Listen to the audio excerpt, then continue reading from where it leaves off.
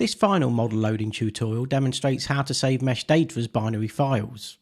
During the initial program run for any new model, the object text files are first parsed by Assimp and then stored in the data structures of the model loading class, as explained in the first and second of the 3 model loading tutorials. But the mesh data is now also stored as binary files inside one of the model data folders, ready to be loaded into memory for all subsequent program runs, which all happens automatically.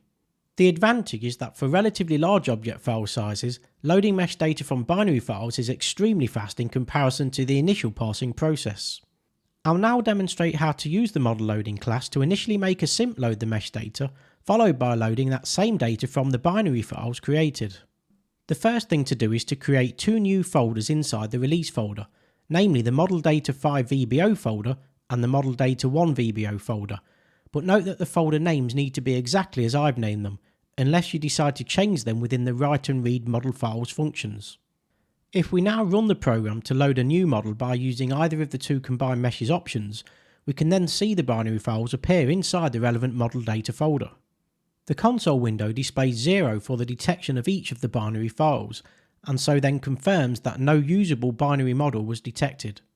When we run the program again, we can now see 1 displayed for the detection of each file, and also the time taken for the read model files function call to complete, and also how long it takes to load the texture images.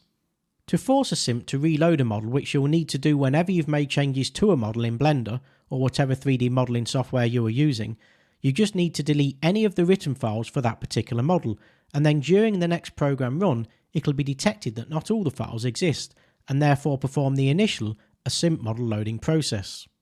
But what about speed testing reading from binary files and comparing to parsing object text files? So once again, I'm going to use the 27 identical copies of the model helicopter, which I use for benchmarking the rendering speed of the GTX 1070 versus the RTX 3080 Ti, as demonstrated in model loading tutorial part 2.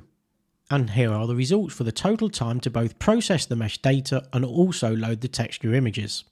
In first place, we have the reading binary files option that uses 5 vertex buffer objects, which takes a total of 1.02 seconds, followed very closely in second place by the 1 buffer object drawing option, which takes 1.40 seconds, but trailing absolutely miles behind in third place is when parsing the data from object text files, which takes a staggering 19.48 seconds. If anyone's got any idea why reading 6 binary files is testing to be significantly faster than when reading only 2 binary files that have the same total 1.14GB size, then please do let me know, because if anything I was expecting it to be the other way around.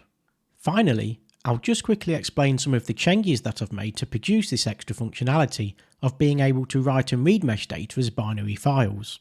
The main CPP file and the vertex shader and the fragment shader all remain exactly the same as in model loading tutorial part 2, which means it's just the model loading class that I've updated. I'll start at the top of the class and continue downwards, identifying each modification from beginning to end. The first modification is that both the 5 VBO and 1 VBO option each now have a texture list vector which becomes populated within their read model files function.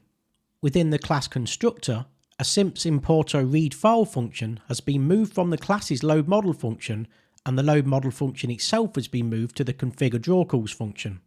Within the configure draw calls function, for each of the combined meshes options, the new function look for model is called first, and if no complete set of files is found, the new function read model files is called and the time it takes to complete is measured, and then the new function load file name images is called. Everything else remains the same, apart from the populate sampler array function now requires a texture unit and a texture handle as arguments, and the set buffer data combine functions have both been moved here simply for clarity. A slight bug fix has been added to the combined meshes 5 VBO function, which now maintains the size of the sampler array position vector in cases when there's no image applied to the mesh face, which can happen accidentally when you're designing a relatively complex model in your chosen 3D modelling software. The new look for model functions check to see if a complete set of files exist, being 6 binary files and 1 text file for the 5 VBO method, but only 2 binary files and 1 text file for the 1 VBO method. The new functions write model files 5 VBO and write model files 1 VBO each write the model's data as separate binary files, which each contain the relevant mesh data. And finally, we have the new functions read model files, which read back the written files and then store those individual sets of data into the relevant vectors.